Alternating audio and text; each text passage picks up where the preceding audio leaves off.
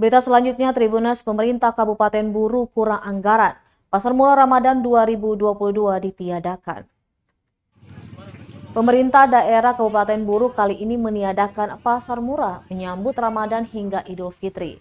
Keterbatasan anggaran menjadi alasan pemerintah kegiatan yang selalu ditunggu warga pada tahun ini tidak digelar.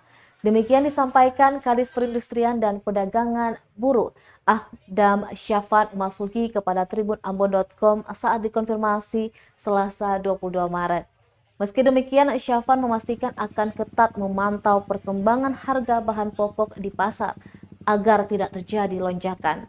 Operasi pasar pun bakal rutin digelar untuk memastikan tidak terjadi lonjakan hingga penimbunan barang.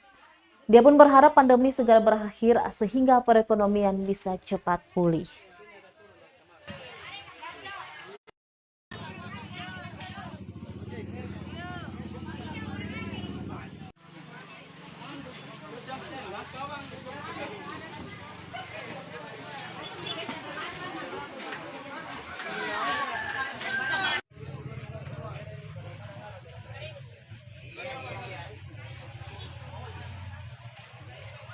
Terima kasih sudah nonton.